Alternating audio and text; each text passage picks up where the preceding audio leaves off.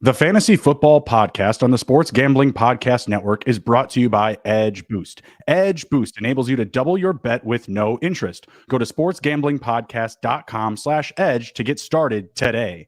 We're also brought to you by Bird Dog Shorts. The world's greatest shorts are hooking you up with a free Yeti-style tumbler when you order over at birddogs.com/pool. That's birddogs.com/pool.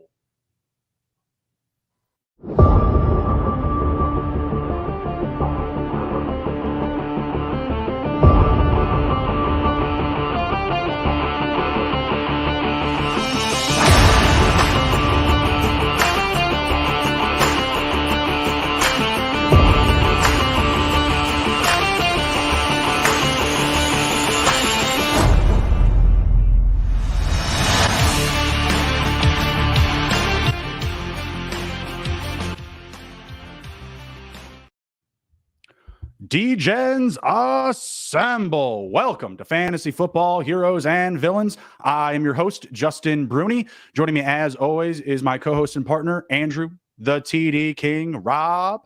And joining us tonight, our headliner from the SGPN Dynasty channel, we've got Mr. Dave Heilman. You can find him on Twitter at Dynasty Dorks. How are we doing, sir, gentlemen? I'm doing great. 2 articles came out today, so I'm kind of write for a little bit. Right on, right on. Andrew, how you doing, sir? Great as always, man. About to get sweaty. Love it. Been looking forward to this all day. You know, I know that they want us to do this to get the heartbeat, you know, the heart pumping and stuff. But man, does this really help your mental as well? Looking forward to getting a little sweaty and doing a little cardio. It helps the mental, it helps the physical body, and of course, now we get to draft for $3 million. Oh, absolutely. We're gonna get after it here. Dave, have you been doing any best ball drafts? Is this your first? Are we popping your cherry? Yeah, this is the first one. I love it. Just taking a break from it, and this is my first one. All right, awesome, man. We're very excited. I'm gonna peek my head in the draft room in just a second. Nobody touched their phones just yet. I need to take the lock off this bike and get pedaling. I see you guys already getting a jump start on me here, so I'll see if I can catch up per usual. I am gonna peek my head in now. I have not loaded the double amount down. 7 left. Go ahead. Jump in. All right. 7 left. 6 left. I am in with 6. Yep. 5 left. We are doing the Best Ball Mania 4. Yes. By the way. Yeah. Oh, the keynote there. I think Dave caught that earlier. Yeah, okay. I think I'm good. All right. There's 5 left, right? Yep. Yes, that's sir. us. So we are in the same draft. Very, very good. Very good. Dave, always a good conversation to start this off is, who's some big targets for you? Who are you looking at maybe at a little bit of value, maybe some Dave Heilman, my guys segment here.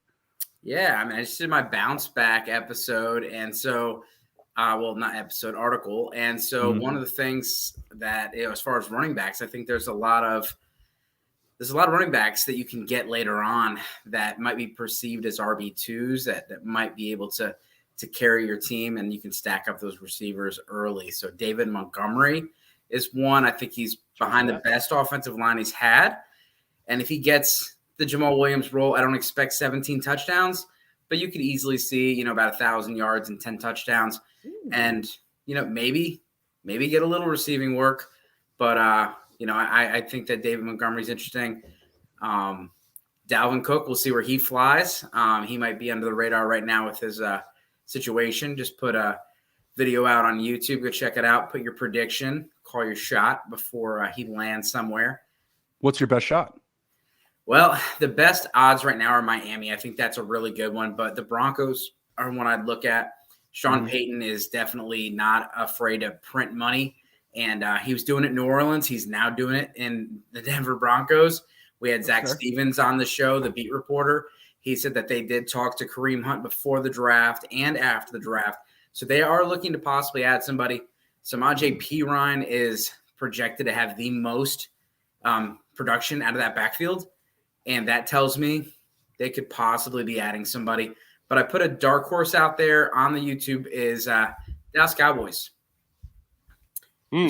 Nobody behind Tony Pollard coming off a major injury. They do have Tony Pollard down for about almost 300 touches, which is way more than he's ever received. I know it's a contract year. Mike McCarthy wants to roll it back to 2007 and run the ball. He's going to need another running back, not named Ronald Jones. Oh, absolutely. I mean, I like Deuce Vaughn, but I feel like you're right. I feel like there's a lot of opportunity there. We're about to get the draft started here. I am on the clock. 1-1, baby. Just found out. Just picked up in the phone. 10 picks. Nice. Yeah, so I'm sitting at the 5 spot. Bruni, you're obviously in the 1, and Dave in the 11 spot. I like that spot. Any familiar faces? Any friends? Any family? I don't see. I don't see any unless Mike Robb is in here and we just don't recognize his name. Z Carter. I don't know. Nope. Well, we got Mike Robb in the chat asking, do you guys put any volume into the puppy 1 or 2? And if so, do you have any specific strategy? I'm just not that built, in the bankroll just yet. So I'm sticking to the best ball 4. Yeah, I mean, I have entries into both of them, not like substantial entries, but I don't really change up my draft per se. If anything, with those $5 ones, I'll get a little bit more loosey-goosey with them and not be so involved with making sure that there's enough stacks and that there's correlation and all that. I'll kind of just go off the board and figure out, just pick best player available sometimes. So I don't really change my strategy, but I'm not as rigid with those. Agreed. I'm gonna take a few more liberties. That's for certain. Yeah. I'll try different strategies. Can you go through the settings for this real quick? Yeah. So it's half point PPR. Every week, starting lineup would be 1 quarterback, 2 running back, 3 wide receiver, and a tight end. There's also a flex position as well. Yeah, I mean, it's 4 points for passing touchdowns, 6 points for all other touchdowns. That's pretty much it. Justin, am I missing anything? Week 1 through 14, regular season, 15, 16, 17 are the playoffs. I think that's it. So if you do have any schedule correlation off the top of your head that you know of, big ones that we know of for week 17, what was it? The Lions and the Cowboys, the Bengals and the Chiefs will play each other that week. Yep. Denver Chargers could be a sneaky one. Yep. So you kind of want to correlate some of that because a lot of people are looking at this as I think there's 400 and something entries, final entries if you make it to week 17. So everyone's playing it as if it's a big DFS concert or a concert, contest. So it's like a concert. We're making music, baby. I guess. So I mean, that's why people are trying to do the week 17 correlation. Is obviously you want to kind of get a little bit specific with DFS lineups in there. So yeah, it would definitely be on brand for the Dynasty guy to go Bijan Robinson right here at the first, with the first pick. But I'm gonna take Garrett Wilson. Nice, I like it. Nice. I like it. I was doing some Garrett Wilson loving on one of my latest articles. Took his over 8.5 touchdowns, plus money. He had 4 with Joe Flacco, Mike White, Zach Wilson. Yeah, Matt Strevelier. Is that how you say it? Yeah, Strevler. Yeah, sure. That guy. Yeah, Strevler. So what do you guys make of all this Diggs talk? Missing OTA stuff here. I mean, is it anything or? No, I thought they said something that he's going to be there for minicamp. No problem. He's in Buffalo. He's healthy. Well, then why did McDermott came out today and said he's very concerned that he's missing? Oh, interesting. Must have missed that. I saw some tweet not that long ago that said like he's in Buffalo, he's committed to Buffalo. I don't know. Must have just breezed over me. He was there today or yesterday, one of the 2 days or both of them, but he left before practice actually started. So interesting. Obviously, he signed a long-term deal last year, so I don't think it's anything to do with the contract. If anything, I think it's something more or less to do with the team. I mean, last time we saw Diggs, he was throwing his hands up at Allen, in their playoff loss. So I don't know. I mean, I don't think he misses. I don't think he holds out. I don't think he demands a trade, but it is interesting. Well, and Buffalo put themselves in a weird spot by, they spent some money and now they can't really afford DeAndre Hopkins and, and they could probably make some moves to make it work. But, Diggs wants some security. He's getting a little bit older, but I'm just looking at that depth chart. It's pretty weak. If you look at the Buffalo Bills compared to the rest of the AFC, their number 2 is Gabriel Davis. Number 3 is Khalil Shakir. If you don't, unless Dalton Kincaid is your number 3, they missed out on those rookie receivers. it would make sense for them to get DeAndre Hopkins to take some pressure off the Diggs. It sounds like D-Hop wants at least somewhat of a decent deal, though, right? Yeah, that whole I want a stable organization and I want a playoff team is out the window. He just visited the Titans and now he's spending 2 days in New England. I don't get that. Like, those are your first 2 stops. I don't understand the logic in that. I think he quickly realized he's going to have to open his net up and not just, the Chiefs have the least amount of money in the league. Buffalo is not far behind. The Browns, they have some money, and the Browns make a whole lot of sense with Deshaun Watson. Got a really young receiving core. They got Elijah Moore, Cedric Tillman behind Amari Cooper. It's not a bad group, but adding DeAndre Hopkins, who's already familiar with Watson, would make a lot of sense. Yeah, and he would honestly, I still think he'd be better than Cooper on that roster. I think that he's the priority guy in that spot. But yeah, this time of year, there's not a lot of money, and so these. The right. Cardinals did him no favors by making him wait versus if you cut him earlier on or make him a June 1st they have a market. But after the draft and after free agency, everybody's already spent their money. And then what I read was the Odell Beckham contract really screwed up the plans because DeAndre Hopkins, they wanted to offer him less money or try to split the money somewhere. When OBJ got paid, then Hopkins was like, "No, I want that." Well, I mean, deservedly that's so. Fair. Right? I mean, that's fair. The guy that was off for a year. Yeah, it shifted the market for sure. So Carolina or the Bears are going to come offer him a bunch of money, correct? They could. I mean, yeah, both those teams have the most cap space. I mean, why not, right? I heard he was talking to Houston. Yeah, right. Houston, what? And don't get me wrong, I would love him to come to the Bears, but I don't think it fits what he's looking for still. At least with high confidence, at least, the word around the league, I don't think that everyone sees them as a contender. I'm a degenerate Bears fan, so of course I'm going to say good things about them, but is that the vibe in the NFL locker rooms right now? Oh, we got to worry about the Bears. Wow. We'll see. So I started off Justin Jefferson, Derrick Henry, and DK Metcalf. How are we looking, boys? I took Ramondre Stevenson just now, so that has Cooper Kupp, Chris Olave, and Ramondre. Nice. Going the Dynasty roster with Garrett Wilson and Bijan Robinson. Back in them young boys. Well, I thought about Saquon Barkley. He got a lot of touches last year. A little concerned about that. I did think about Jonathan Taylor, but Bijan – He's got the full 3-down skill set. We're going to go with it, and I think it's a little bit more of a odd lineup. I'm okay with drafting Bijan at ADP. I really don't have any issue with it.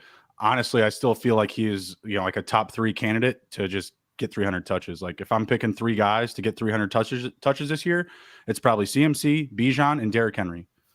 Yeah. Touches or carries? Touches. I mean, I think there could be more than that with 300 touches. Let's keep the list going. Who else we got? Well, Josh Jacobs, first off, I think he can do 300 touches fair. Again. That's fair. Hold on. Let me think. Some teams here. It depends if Pollard's back. I think they could give him 300 touches. Not that they would want to, but yeah, I mean, who else do they really have confidence in that backfield right now, unless they add somebody? I mean, I kind of feel like give it to the deuce, baby. Give it to the deuce. Stop it. Yeah, Mike Clay has him for almost 300 touches. The next guy behind him is Ronald Jones. Unfortunately, your boy Deuce, I think, was 4th or 5th on the list behind Malik Davis. Yeah, there you go. But there's just Kareem Hunt is going to go somewhere and just crush somebody's dream of that, handcuff or whatever. You got Leonard Fournette out there, Dalvin Cook. Yep. I mean, James Conner. Yeah, 300. I don't know about Conner to 300. I think he gets a lot of touches, but I don't know about 300 for him. Even at his age, I just don't think they do that. I think they'd get. They still have Keontae, Dave. Yeah. I could see him. I mean, not being a huge workload guy, but getting some love. Getting some touches. Najee Ingram is interesting. I would love, dude. No one would love Najee getting 300 touches more than me, but Yeah. There's something with that Jalen Warren. I'm having dreams about him, literally. Alexander Madison, I know you don't agree with that. I think he can get to 300. Damian Pierce as well, another guy I think can get to 300. I think they're going to use your boy Singletary. You've been talking him up. I do like Singletary too, but I mean, I think Pierce is the guy, right? I mean, he's going to get 80%. Did you put Bijan in that list? Yeah, I said mine was Bijan, CMC, and Derrick Henry. Those are if I was betting, like if I had to bet somebody 3 players to hit 300 touches, those would be the 3 I'd pick.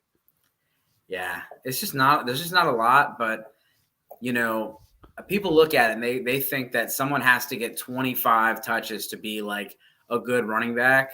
And you really just need between 15 and 20. I mean, obviously you want to have more, but as long as and targets are like, that's weighted value. A target is worth 2.5 times a carry. So in your PPR leagues, so you're going to want those guys that get 10 to 15 carries and then 5 to 8, targets or catches. And that's where you get your big guys. Yeah. We got Fantasy Football Garage asking what we think about Ramondre if Dalvin went to New England. I mean, obviously that's a hit for sure. But I mean, it would be awful. I mean, honestly, like that would probably drop Ramondre back a little bit towards like J.K. Dobbins more in the rankings for me. Yeah. So dropping him probably 7-8 spots. Yeah, I just couldn't see that. I think that they would go with more like a hammer. Whether it's Zeke or Fournette, someone that's doing a little bit more of the dirty work. Ramondre's a big dude, and he can do both, which is really nice. But I think that Pierre Strong and Kevin Harris both showed that they got something last year. They both look good in limited playing time. And the Pats need receivers. Yeah. Pang Davis here says, how do you guys stay focused doing this? The adrenaline, man. Adrenaline rush. Fantasy endurance athlete. I am going to make that shirt up. I talked to Jake about making those shirts up so that so we can have some. So definitely going to be instead of the gym tan laundry. That's right. I put a Facebook post to put best ball on a bike. If my wife wasn't pregnant, I would smoke a cigarette while doing this too, just for the D-Gen status. Well, I may or may not have had a brownie before this show. So. Nice. You say a brownie? Yeah. She cooked brownies. Like, oh, nice. Oh, you want this? I'm like, yeah. Hold on. When I make this pick, Dave, I have some questions for you about some of these rookies that came in, rookie running backs. Let's see what I want to do here. So Ramondre, Harris, Kupp, and Olave. Don't need to take any of these quarterbacks. Dave's excited about Montgomery. I'm excited about Jahmyr Gibbs. Some high draft stock they spent on him. Swift and Jamal out the door. Like, I got to imagine that, there's going to be a pretty even split, at least to start for him in Montgomery. Like, inclusion in the passing game, maybe a little bit more. I mean, Monty catches balls and he's a brute. He's actually a lot stronger than people think, but yeah, rookie running backs, they got fresh legs, baby. Those are the guys they're willing to give all those touches to. So I'm excited about Gibbs for sure. But Gibbs is also, he's slighter in frame. He'll probably, get more of the kind of like Kamara and Ingram type of a deal. That's what I'm hoping. He came in 199. I think he's up to 205 or something like that. He's, but they're not going to be running him. And speaking of rookie running backs, a guy that, might come up, I just think Devin Achane has been, overdrafted in rookie drafts. And I could be totally wrong, but there's just people that are just salivating over the landing spot. And, it's just very rare to see a running back under 190 pounds be a top 12 fantasy running back. It's happened before, but it's just very rare. And I think that Dalvin Cook's a prime spot. But Mike Clay's projections, the reason we've been going through the projections. Don't say the name. I know what name you're going to say. Save it till later. Okay.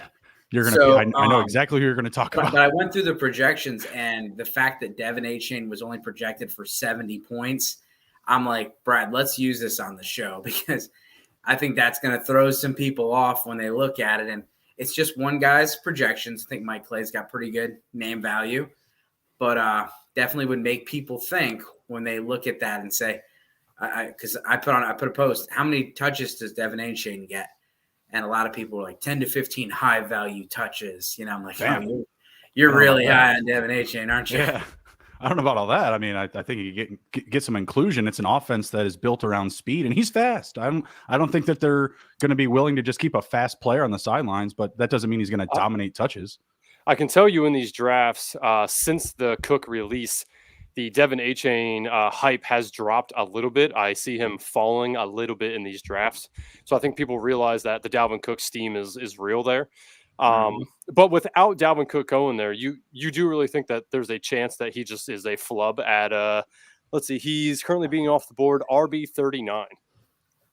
I mean, it's worth the risk at that point, but like in rookie drafts and Dynasty, they're taking him at 109, 110. So in this, it's worth the upside pick, because if he hits, he could be a monster hit. But I just think he's going to be an inconsistent play, which could benefit you in best ball, but he's not going to have the volume to be able to offer a lot of, week ones. He might have, RB1 finish one time this year where he has a whole bunch of wide receiver 5s and 6s because he touches the ball 5 times and lets you take it to the house on a 60-yard, play. It's not going to go anywhere. Yeah. So talk to me a little bit about one of my favorite running backs that when you and Brad did the player profiles, somebody I really fell in love with was Zach Charbonnet. So talk to me about him in Seattle. What do you expect for him? Do you think like the gap or the split is going to be about like 60-40? What do you think his usage is? Because he is currently being drafted as RB 32. Yeah, I think that offense gave some Dynasty folks some nightmares with JSN and Charbonnet. And I think Charbonnet is going to, he's going to offer the goal line. And Pete Carroll's, he's used one running back, not exclusively, but a lot in his career. But in college, he used 2. And so he had, Lendell White, Reggie Bush, had some other players. And so, a lot of the short yardage, I think is going to go to Charbonnet. And then he does offer the ability to catch the ball. So it's not that he's going to be exclusively, but I can see him being the goal line guy. And, really the big play guy is Ken Walker. So a 60-40 split, but you're seeing some high volume touches with him getting, 15 to 20, red zone carries or, even 10 goal line carries. Okay. Yeah. And that's kind of what I was thinking too, is that he's going to be more of the goal line back, if anything, which on Underdog is very valuable because of half-point PPR. I think that kind of tends to lean towards, touchdown scores as opposed to guys who catch a lot of passes, out of the backfield. So I like that answer. The other, you already talked about Devin A-Chain. That was somebody I was going to ask about. The other one, though, that I'm very interested in is Kendre Miller. Let's just say Kamara's on a 6-game suspension. What's your thoughts on Kendre Miller with the Saints? Yeah, that would open things up for him for sure. I think Miller is more of a 2024 play right now. They got Jamal Williams on a 2-year deal. Kamara's on, he's not going to be the guy, but, an injury or something. So he's someone that it would take an injury or a big suspension to do anything for him. So I like him, but more, that's a risky pick. Yeah, I think it's going to be tough with Jamal Williams and Kamara both there when healthy. That's going to be a very not middled group. Those top 2 guys should get touches. I would certainly feel like quality touches. If Kamara was to be out the entire year, because obviously that is still unknown. We have no idea what's going to happen with that yet. I am just guessing. I'm not winning $3 million. I'll tell you that. So Kendre Miller currently going as RB 44. Where do you think he falls in the rankings if, let's say, tomorrow, Kamara gets suspended for the entire year? So it's only him and Jamal Williams. Where do you think he fits in? Oh, then it'd be, in the 30s, be like top 25 to 35, in that range. But I think Jamal Williams still, because of what he did last year, is going to have significant. I think he would be the guy that, ADP would go after. And then it would be Kendre Miller. So you'd see Jamal Williams as top 20 running back. Then he'd be in like the 30 to 35 range. Okay. And then you got to take Taysom Hill absolutely at ADP. I know I talked to you privately about Roschon Johnson. I think Bruni and I are both kind of more in on Roschon than yourself. But if you want to talk to the people a little bit about Roschon, I think that's a a running back I see a lot of people talking about that get excited for, and maybe you want to just drop him down a little bit here. Super hard. And he's a hard one because I like Roschon. And so when you got to argue against a guy you like, it's tough because, like, I don't dislike him. I just think that, you can't overlook Khalil Herbert and what he did last year. I mean, he had a nice stretch where he was a top 10 running back during that stretch. You also have Deonta Foreman, who's been a good running back 2 years in a row. And those guys are veterans. And, I do think that Roschon Johnson is a potential, starting running back. But I also think you have a four-headed monster back there in Chicago with Justin Fields, Deonta Foreman. And there's just there could be some spreading it out versus like Roschon being the guy. In the future, maybe. Deonta Foreman's on a 1-year deal. And Khalil Herbert's a free agent in 2 years. Okay. Yeah. No, I mean, it kind of sounds like you're maybe doubling down, on Roschon in the future, just not right now. Speaking of doubling down, this episode is brought to you by Edge Boost. This episode, it's supported by Edge Boost. Edge Boost is the world's first bet now, pay later Visa card. Edge currently offers up to $2,500 in betting advances, which can be extremely a valuable tool. Imagine what you can do with an increased bankroll. Get down on some of your favorite futures without tying up your bankroll for months. Double down on a favorite bet you like, or even use to create an awesome middle or even hedge. Edge Boost isn't some sleazy loan shark, as they charge zero interest. Do you know of a way you can access more money to place on your favorite bets without paying any interest? Edge Boost can also be a part of a responsible gambling plan, as you can set up daily, weekly, monthly limits across all your betting accounts in one place. Support SGPN and grow your bankroll by going to sportsgamblingpodcast.com/edge to sign up. That's sportsgamblingpodcast.com/edge. Must be 21 years or older to use problem gambling. Call 1-800-GAMBLER. Sorry to interrupt, but you're on the clock, bud. Yeah. I definitely missed my pick. I got Swift as my auto. Oh, damn. That's not a bad auto, I guess. There you go, Zach Charbonnet. Speak of the devil and he shall appear. Yeah. I saw him sitting there and I was like, you know what? We just talked about him. Might as well do that. Duck it. So one more rookie running back that I need to know a little bit about, because I'm not a personal fan of the RB1 on the team. And I just want to get your thoughts on if you think this guy can potentially overtake him or work more of a 50-50 split than people think. And that is Tank Bigsby. I'm not a fan of ETN. I was last year, but I think that this regime did not draft him. They now drafted Tank Bigsby. I think he can potentially get the goal line work because he's a bigger back. What are your thoughts on the Tank himself? Yeah, I think Tank Bigsby's a good back, and he's an SEC back. And you talk about the goal line touches. He's not going to siphon off any of the passing work.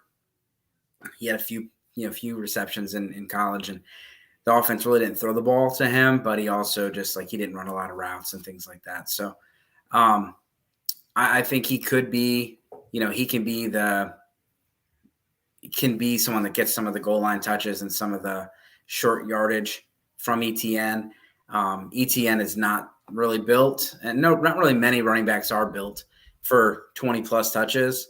And last year he got 20 plus touches a couple games and he started to break down. He also previously has a foot injury, Liz Frank injury that you don't want to mess with. So Bigsby is definitely someone I scooped up him a lot because, people were kind of fading him early and then people were starting to smarten up to it.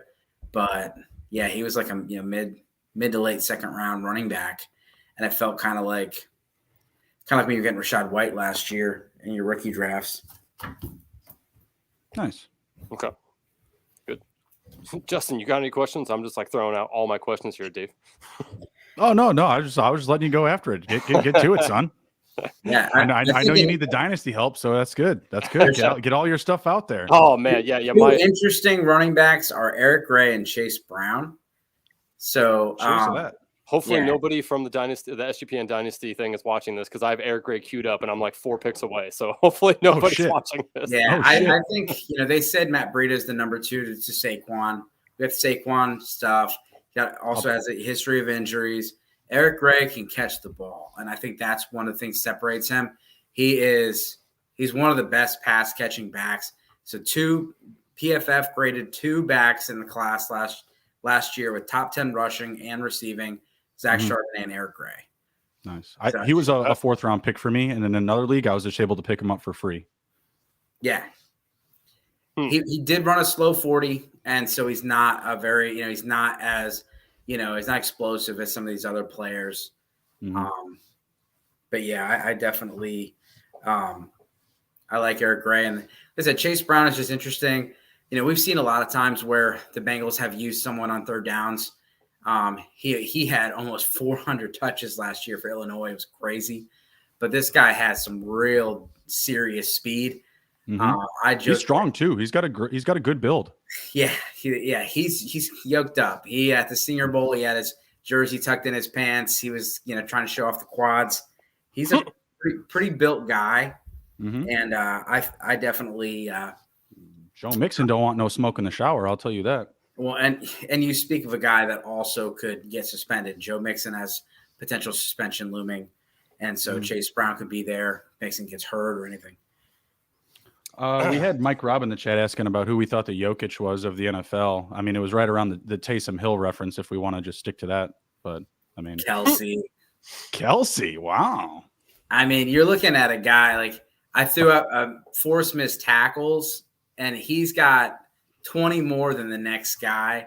And so I saw Tracy McGrady talking about it and who could Karl Anthony Towns do what Jokic does, or could Joel Embiid? Like, these are really good players. Like that's TJ Hawkinson and Mark Andrews.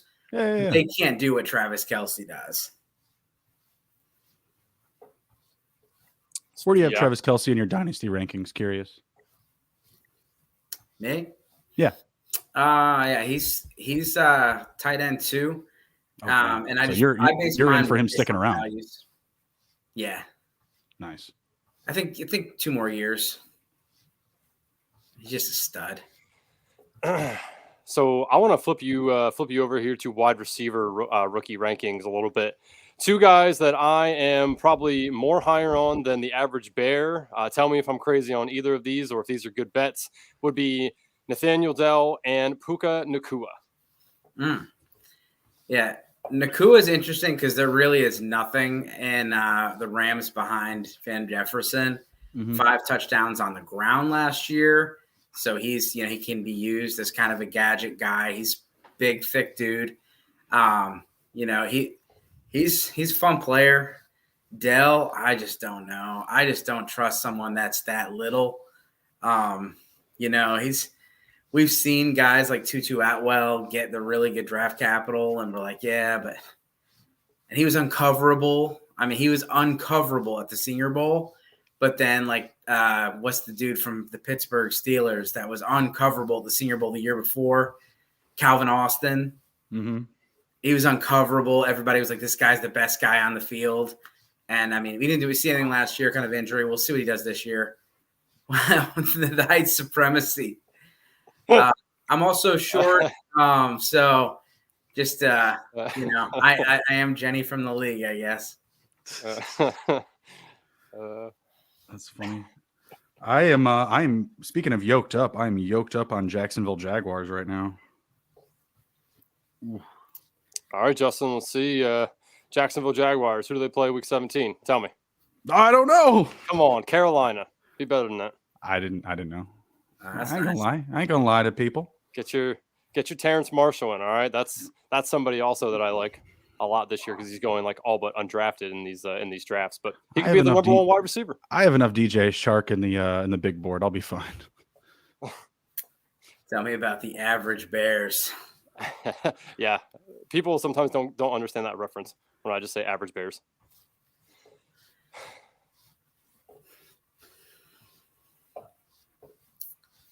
Sorry. Self-hating heightist. Yeah. Oh, I love it. Let's just Appreciate you, Davis. Yeah, let's just say there's not many people his size that have done it. So I'm just gonna go with. Man, everyone just loves to dismiss my Tariq Cohen his rookie season. The littlest bear of all. He likes Terrace Marshall. I am not a big Terrace Marshall guy, but I like the theory. I like the theory of it. I like, digging deep, trying to galaxy brain things and trying to create different realities. I mean, that's what we have to try to plan for here. Yeah. We have to be unique in our rostering. Well, they had to get some big receivers because their quarterback, speaking of small, but Jonathan Mingo, Terrace Marshall, that's pretty good size. Yeah. Add Hayden Hurst to that group. I mean, Thielen's not super tall, but he's tall enough. Yeah, to be in the NFL, I guess. They got Laviska Shenault. This tall. Oh. Where are we at here?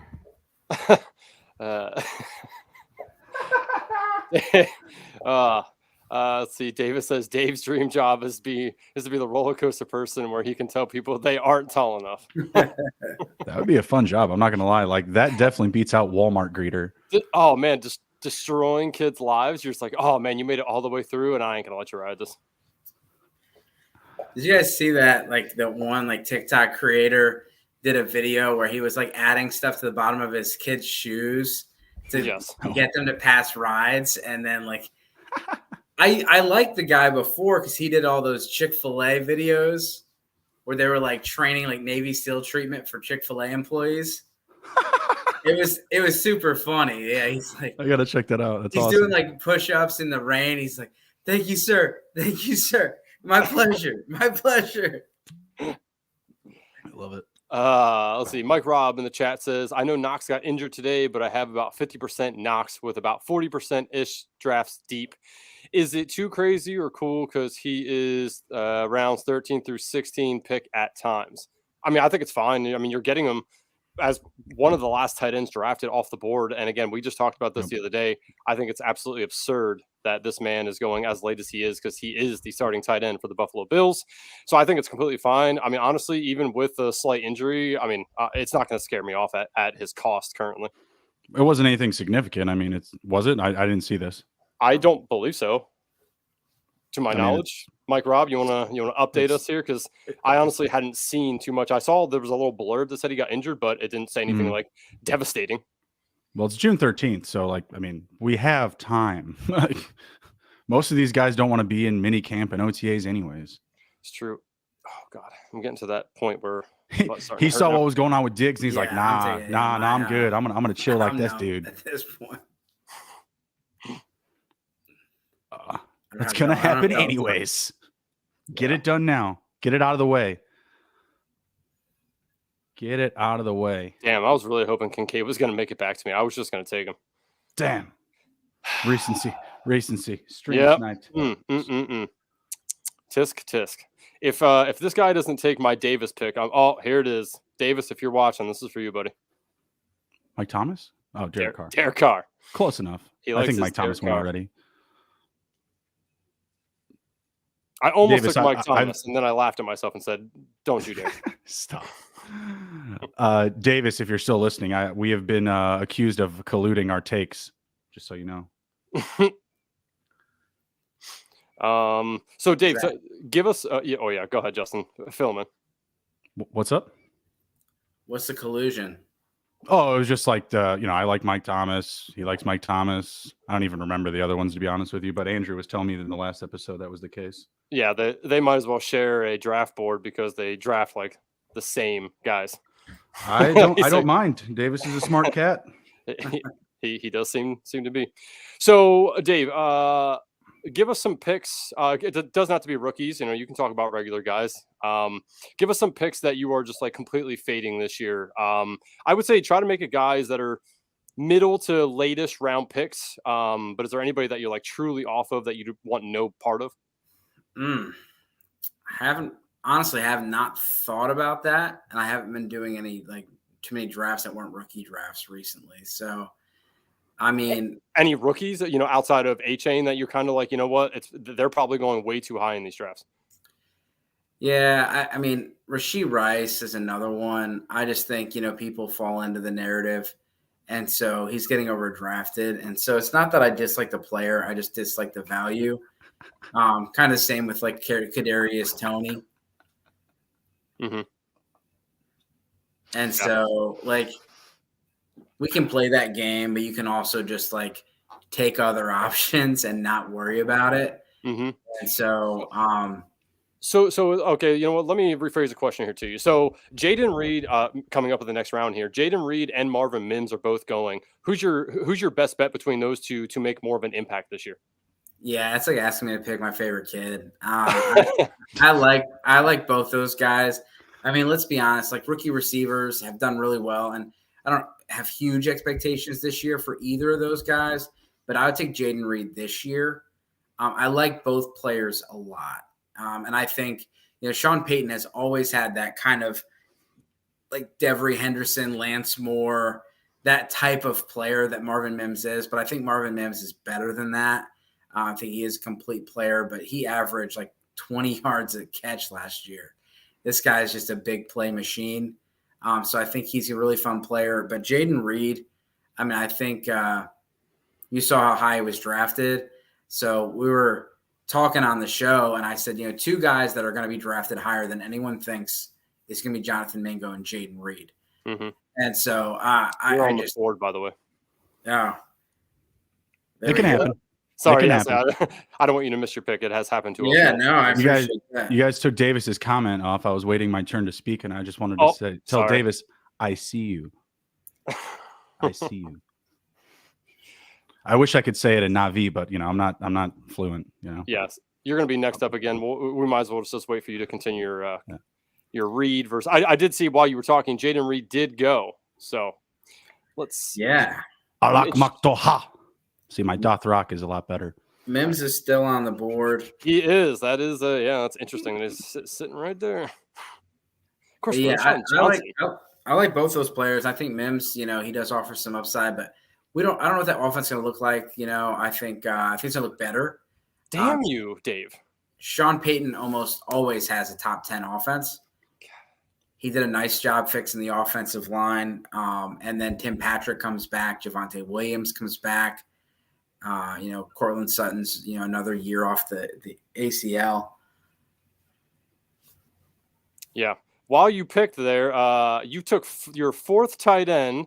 That is a interesting strategy with 18 rounds here. And 2, you took the tight end I was going to take. So thanks for that. You messed up my Derek Carr stack. Damn you. Yeah. I will say it is a little harder to pay attention while you're doing all this.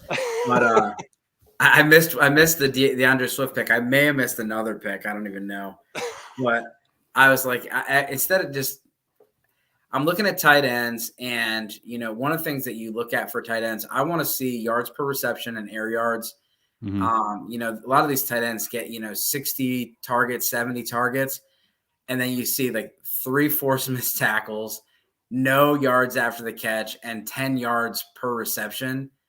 And, like, that's just not going to get you many points. And so, like, Gerald Everett and Juwan Johnson, they had a lot of tight end 1 finishes last year because they get targeted down the field. They get valuable targets. And it might only be 4 or 5 targets, but they get two end zone targets and 1 30-yard shot.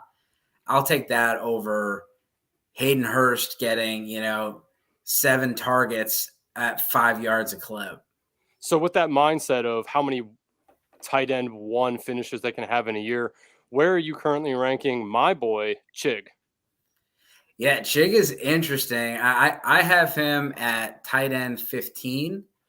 And I think, you look at tight end 8 to 20, there's a big clump of guys, but he's another one. He had a very high yards per reception, and his air yards were good. He does look to be the second target on the team right now. And so Chig could be moving up. If they don't make any other moves, I could probably move him in the tight end 13, 14 range. I would take him over like a Dawson Knox. Mm-hmm. Okay. Yeah, that's definitely right now for sure. We've been prioritizing well ahead of Knox overall. Is he off the board? Who's that? Knox? Chig. Oh yeah, Chig, gone, long gone. I took Chig at pick 116. Yeah, long gone. We're at in the 170s. Let's see, he's 170. I'm going to take Dawson. Oh, but Jerome Ford is there. Another one of my guys. And Marvin Mims is still there. Damn it, there's so many good picks here. I'm going to take Knox just so he doesn't go off the board. I don't care about the hurt leg. They'll be fine. I mean, they're wearing shorts, you know. I mean, it's all right.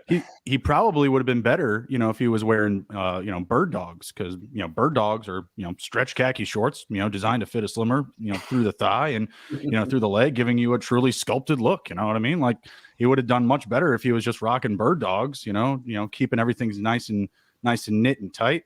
These are the shorts that do the exact same thing as, Lululemon, and they fit like way better. So, and, bird dogs. And they're not called Lulu.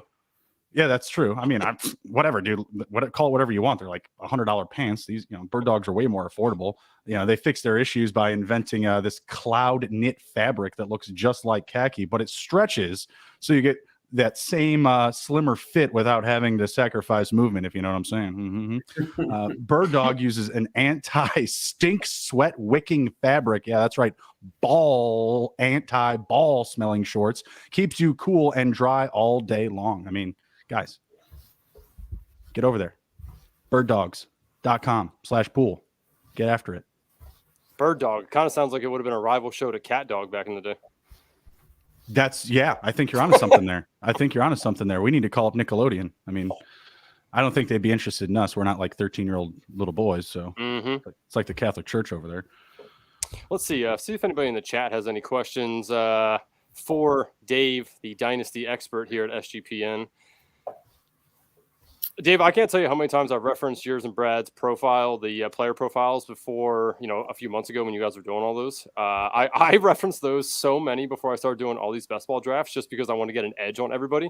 And Justin probably got sick of me talking about how good those were. I love that they were short. They kind of got to the point of, this is what he does good. This is what he's probably going to have to work on in the NFL. So, yeah, absolutely fantastic job on those. I look forward to next year's. I appreciate that. Yeah, we definitely wanted to go on that short form content. Not everybody's got time for an hour-long show. And so we were doing 1 hour-long show, and then we would do 5, 10-minute or 6, 10-minute clips. Yeah, I loved those because I could just roll through them. Like if I, was driving to the grocery store and it was going to take me 10, 15 minutes, I knew I could at least listen to one, not have to stop, restart it again. So I loved that content. It was very informative, to say the least. Appreciate it. You guys do a very deep dive on some of these guys that I probably would never look into. And because of you, I learned a lot about some of these guys that are going way late in drafts. Yeah, it was interesting. We actually picked pretty well in regards to like how draft capital landed, but like Sean Tucker and Rakim Jarrett were 2 misses. Yeah. Both those guys went undrafted. I was, a little disappointed in that. I know Sean Tucker's with Tampa Bay though, no? Both of them are with Tampa Bay. Mm-hmm. Okay, yeah. So you got somewhat of a path to touches at least. Yeah, and both are with Tampa Bay, and then Zach Evans and Dwayne McBride both were a little bit lower. I don't think we actually did a McBride one. But Zach Evans had a great landing spot, though. He had a good landing. He definitely had a good landing spot. And Dwayne McBride now has a decent landing spot. No. A guy that I'm trying to see if he's on the board still. Actually, I think he just went. Chase Brown? No, I wanted Ty Chandler.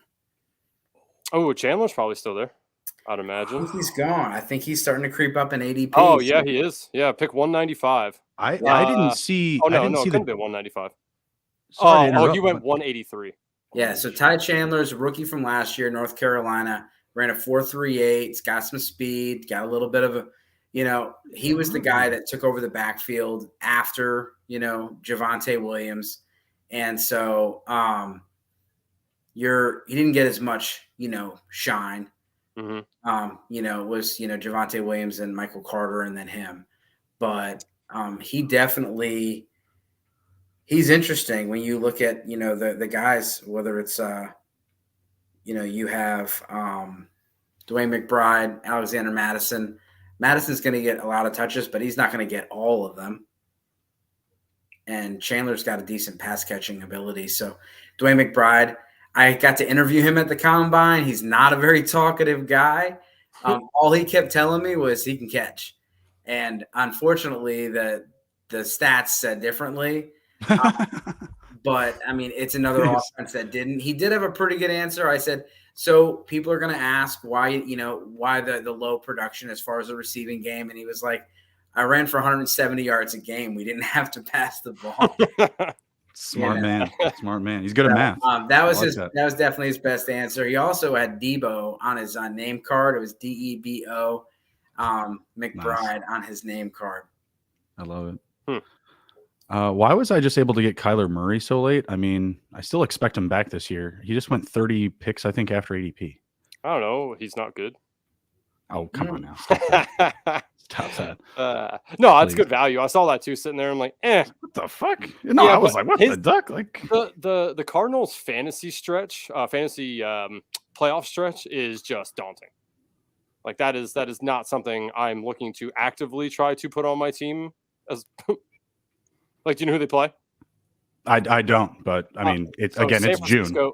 Yeah, things are going to change. Understandable, but I mean, the schedule's not changing. It's San Francisco, not great. Chicago, okay, that one's okay, but the big one, Week 17, is Philadelphia. Philadelphia is going to absolutely murder them unless they sit the entire team. Yeah, I mean, is that likely? I think it could be. It could be, yeah. But I mean, again, like last year, the reason the Eagles were so good and had such a, there was a defense, lot of wins come along. Right. Yeah, but they also had the second easy schedule. This year, they do not. So I don't think the Eagles are going to be leaps and bounds ahead of everybody else at that point. Gotcha. I don't know. I think they're still a level above their division, so I think they should be fine. Well, I don't know. There was a team that came in and beat them when they were undefeated on Monday night. That's true. You're not wrong. You're not wrong. Let's put that out there. We need to remember Washington. Keep in your pants, Andrew. Listen, I was way excited. I was more excited this past time than when they beat the Eagles or the Steelers on Monday Night Football, the undefeated Steelers a few years ago. But we got to remember that next time Washington plays somebody on the road on a Monday night and they're undefeated, we need to put the house on them. They just happen to win those games. Understood. Duly noted.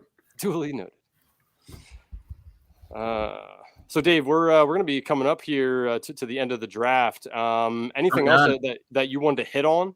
Any of these other rookies that maybe we haven't talked about that are going maybe undrafted that you think should be in the mix for things here? Damn it. Who just took Puka? Come on, man.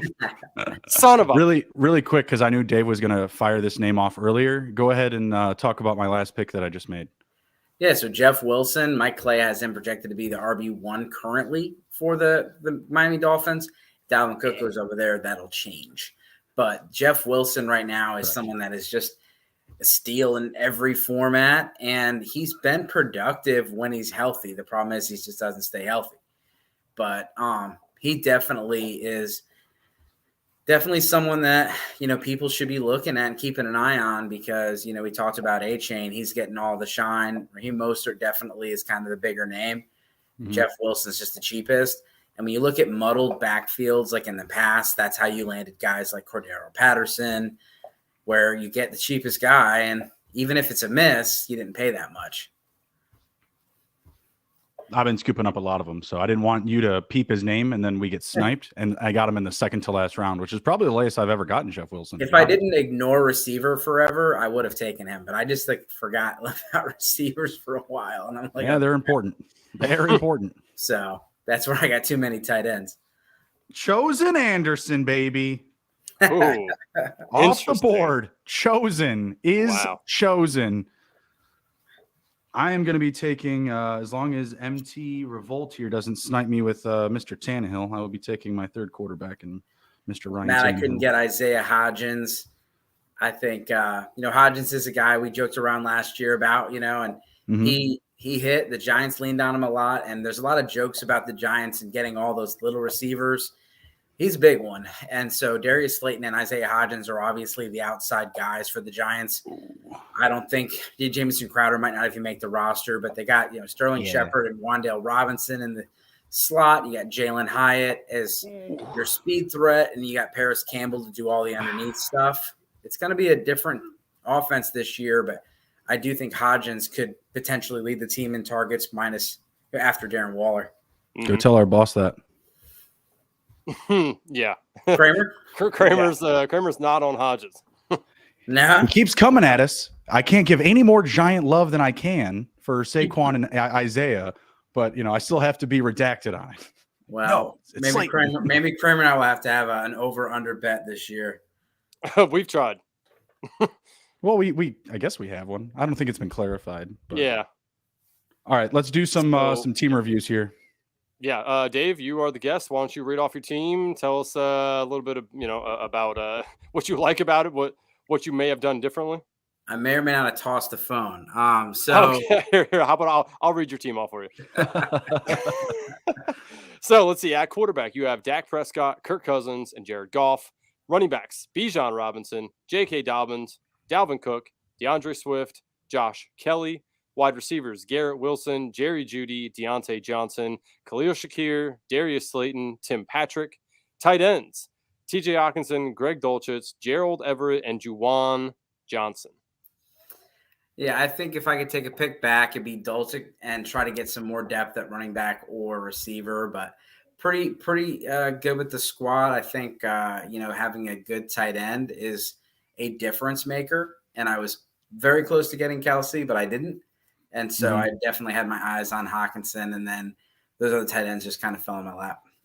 Yeah, you're going to need the tight ends to fill in some flex weeks potentially, but tight ends can score multiple touchdowns probably at a higher rate than some receivers, so don't hate it. Yeah, I love your first three wide receivers, the Garrett Wilson, Jeudy, and Deontay Johnson. Absolutely love that. Wilson can explode this year. Jerry Jeudy actually was, I think, ranked 5th or 6th amongst his team's red zone targets in the entire NFL. So love that pick. And of course, Justin and I, our team, Deontay Johnson, that man cannot possibly get that many targets again and not score a touchdown. So we think he can potentially have a Miles Sanders-esque return year where, 2 years ago, Miles Sanders didn't do very well, no touchdowns. Last year, erupted for double digits. So we think Deontay Johnson has the ability to do that. Absolutely love that pick. Yeah, I would also love if DJ also had 1,200 yards this year as well, like Miles Sanders just had. That would be cool. Yeah, I just had an article come out today, 17 comeback players. A few of those players did end up in my roster. Swift by accident, J.K. Dobbins, and Deontay Johnson on purpose. Nice. I think Johnson is definitely a positive regression candidate, and he is the number 1 receiver for the Steelers. If you guys are looking for some betting odds too, Swift, very low yardage. I think it's like right around 600 or 580 on his season yardage. Wow. He's hit that in 1 out of 3 seasons, and that was the season that he was healthy. But Deontay Johnson, just the same, 825 receiving yards. He's hit that 3 seasons in a row. Why would he not do it again? It's absolutely ridiculous how low the market is on these guys. Yep. All right, I'll do mine really quick here. I got Trevor Lawrence. You'll see a lot of Jacksonville here. Trevor Lawrence, Kyler Murray, Ryan Tannehill, Derrick Henry, Jahmyr Gibbs, James Cook, Tank Bigsby, Devin Singletary, Jeff Wilson, Justin Jefferson, DK Metcalf, Christian Kirk, Treylon Burks, Zay Jones, Darnell Mooney, Chase Claypool, Evan Ingram, Tyler Higbee. A couple of Bear stacks, got some Tennessee stacks, got a heavy Jacksonville. What I really liked about this start, and when you're looking at starting heavy with receivers, Justin Jefferson, DK Metcalf, Christian Kirk, my top 3 receivers all have late ADP quarterbacks to stack with. That's something that you want to look for. You don't want to look for necessarily your top target that you have to run immediately to and get that quarterback to stack up with them, i.e., Joe Burrow, obviously Kelsey and Mahomes is another one, but I really like that. And I didn't get those, like multiple of those guys, but I still did get Lawrence. I tried to play the ADP game with Cousins and Geno. It didn't work out. Yeah, not a bad team. I actually like that one, Justin. Okay, so I will go over my team here real quick. Quarterbacks, Derek Carr, Matt Stafford, and Sam Howell. I do have all of them stacked up somewhere along the way. Running backs, Ramondre Stevenson, Najee Harris, Joe Mixon, Zach Charbonnet, and Jamal Williams. Wide receivers, Cooper Kupp, Chris Olave, Jordan Addison, Jahan Dotson, Tyler Boyd, Curtis Samuel, and Nathaniel Dell. Tight ends, Chig, Dawson Knox, and Jake Ferguson. Yeah, I like it. Late tight end, late QB. Everything else has got to be levels up. So yes, never a problem for me. I like how you said you actually like my team. Like you hate all the other ones. Thanks, man. No. But I mean, sometimes it's okay, it's a fine team. But this one I actually like. I would take that one as one of my 150. Oh, okay. All right. You want to buy this baby? How much you want to buy it for? Buy it. I will give you $12.50. Yeah. Damn. Give you $10. I was gonna say if you put the $12.50 on top of the $25, maybe we could talk. Sure. But... Okay. Right. That is not a $37 team. Yeah, right, a minute ago, you said it was a $3 million team. The next show, we're auctioning off teams. Everybody bring nice money. Yeah. Can do. I like that. I love it. All right, we're going to head out for the night. Appreciate everybody stopping by. Appreciate you, Mike. Appreciate you, Davis, and everybody else in the chat. Take care. Be well. Be good. If you can't be good, I don't care. Just be good at it. We'll see you. Good luck.